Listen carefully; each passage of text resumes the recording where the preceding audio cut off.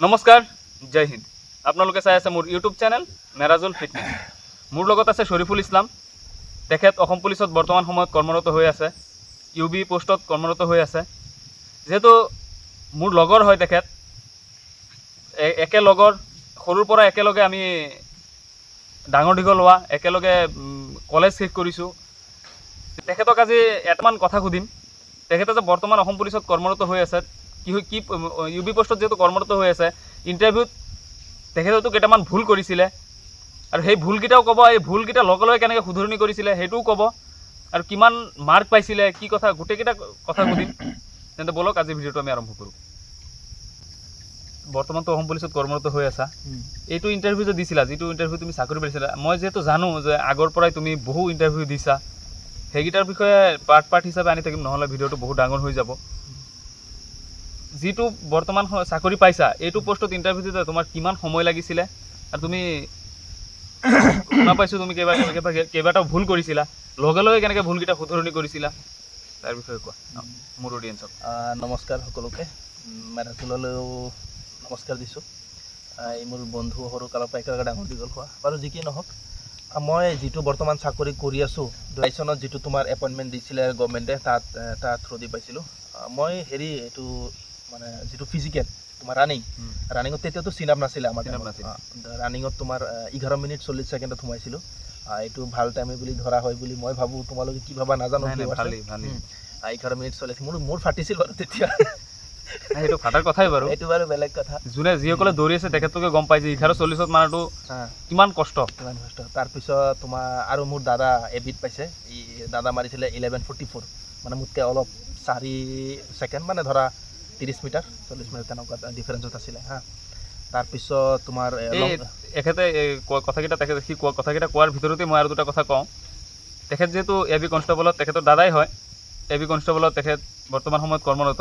এটা ভিডিঅ' আহিব, আপোনালোকে যদি লাগে কমেণ্ট কৰি জনাব, তেখেতকো আনিম ড্ৰেছত দুজনৰ হেৰি কৰিম, যাতে AB ভাল নে UB ভাল, মানুহ বহুতে এটা কুৱেশ্যন সুধি থাকে, বহুতৰ খেলি মেলি হৈ থাকে। মই নেক্সট পাৰ্টত আনিম বুলি ভাবিছোঁ, যে আপোনালোকৰ লাগে কমেণ্ট বক্সত কমেণ্ট কৰি জনাব। আচ্ছা, তাৰপিছত তোমাৰ ৰানিং কৰিলোঁ, ৰানিং কৰাৰ পিছত লং জাম্পত মই এক্সিলেণ্ট আছিলে মোৰ।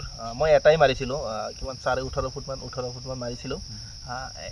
আৰু একচুৱেলি কি বুলি ক'ম, মই আপোনালোকক মই এটা কথা কৈ দিওঁ, আপুনি যদি আছাম পুলিচত পাছ কৰিব হ'লে, ডেট মিনছ চাকৰি ল'ব হ'লে, মোক যদি কোনোবাই সোধে যে আছাম পুলিচত চাকৰি ল'বলৈ হ'লে মানে নাম্বাৰ 1 স্কিল কোনটো প্ৰয়োজন হ'ব, সেইটো মই ক'ম লং জাম্প। অভিয়াছলি ৰানিং ভাল লাগিব, ৰিটেন ভাল লাগিব, সেইটো ন' ডাউট, কিন্তু আপোনাৰ যিটো চবতকৈ প্লাছ পইণ্ট সেইটো হৈছে লং জাম্প। আৰু মোৰো এক্সেলেণ্ট আছিলে লং জাম্পত, দাদাৰো এক্সেলেণ্ট আছিলে লং জাম্প। আৰু যিমান চাকৰি পাইছে 98% ল'ৰা ছোৱালী আছে যাৰ নেকি লং জাম্পটো এক্সেলেণ্ট আছিলে। কাৰণ লং জাম্পটো তুমি 16.5 মাৰিলে 20 পাবা, 14 মাৰিলে 18 কি কয় তোমাৰ 15 বা 16 পাবা, কি 4-5 নম্বৰৰ ডিফাৰেঞ্চ এটা আহি যাব, গম পাইছা। চ' মই ভাবোঁ চবতকৈ ইম্পৰ্টেণ্ট হৈছে লং জাম্প। তাৰপিছত আহি গ'ল ৰিটেন, আৰু ৰিটেনত মই দাদা যিহেতু একে ৰুমতে আছিলোঁ, আমি ৰুমমেট বুলি ক'ব লাগিব, তেতিয়া আমাৰ ঘৰ সৰু আছিলে, আৰু আছাম পুলিচটো ডাঙৰ মানুহৰ ল'ৰা ছোৱালী নাযায়, আমি দুখীয়া মানুহ যিহেতু। মানে কি বুলি ক'ম, মানে কিটো লেভেলত পঢ়িছোঁ মই, মেট্ৰিকত হায়াৰ ছেকেণ্ডেৰী বা দাদা BA হায়াৰ ছেকেণ্ডেৰী ইমানটো লেভেলত পঢ়া নাছিলোঁ যিমান মানে নেক্সট লেভেলত পঢ়িছিলোঁ। আৰু তুমি যে কৈছিলা এটা কথা, যে মই কি ভুল কৰিছোঁ, লগে লগে শুধৰণি কৰিছিলোঁ, এইটো আচলতে যিটো চাকৰি মই কৰি আছোঁ এইটোত মোৰ ভুল হোৱা নাই। আগতে মই আৰু 3-4বাৰ ইণ্টাৰভিউ দিছিলোঁ, আৰ্মিত 3বাৰ, পুলিচত কিবাকিবি, সেইবোৰত ভুল হৈছিলে, গতিকে সেইটো বেলেগ এটা পাৰ্টত আহিব। চ' মই এতিয়া চামাৰি কৰোঁ মোৰ কথাখিনি। ৰিটেনত ফিজিকেলত আপোনালোকে গম পাইছে, 11:40 সোমাইছোঁ, লং জাম্প এক্সেলেণ্ট, ৰিটেনতো মই 48 পাইছিলোঁ আউট অফ 50, 48 পাইছিলোঁ। তাৰপিছত আৰু কম্পিউটাৰত 2, তেনেকৈ মিলাই পেলাই মোৰ 89 নে 80 কিবা 90 চুইছিলগৈ মোৰ টোটেল মাৰ্কছ, য'ত নেকি কাট অফ গৈছিলে UB 80, তাত মোৰ 10 নম্বৰে বেছি আছিলে। গতিকে এই সকলোবোৰ হৈছে একমাত্ৰ কি হাৰ্ড ৱৰ্ক, ডেডিকেশ্যন, তাৰপিছত ছাপৰ্টিভ মোৰ দাদাও আছিলে, মোৰ ফ্ৰেণ্ড চাৰ্কল আছিলে, গতিকে সেয়াই আৰু। যিহেতু আপোনালোকে শুনা পাইছে, তেখেতৰ মুখেৰে বহুকেইটাই কথা শুনা পাইছে। ৰিটেনৰ কাৰণে কেনেকৈ ধৰণে প্ৰিপেৰেশ্যন কৰিছিলে, তাৰ কাৰণেও এটা পাৰ্ট আহিব। আপোনালোকে কি কিতাপ পঢ়িলে ভাল হ'ব, কেনেকুৱা ধৰণৰ বুক পঢ়িলে অসম পুলিচত। আৰু কৈছোঁ, দাদা এবিধ পাইছে, দাদাই ৰিটেনত 39 নে 38 পাইছিলে হা। গতিকে দাদাই কিয় কম নম্বৰ পালে, কি বস্তুত ইম্প্ৰুভ কৰিব লাগিছিলে। অৱশ্যে দাদাহঁতকো মই মানে মেথছ কিবাকিবি মই দেখাই দিছিলোঁ, কিন্তু তথাপিও মানে লাষ্টত কি হৈ গ'ল, মানে দাদাও যদি থাকে ন ভিডিঅ'ত, আপোনালোকে গম পাব তাৰ ক'ত নাম্বাৰ কাটিছিলে।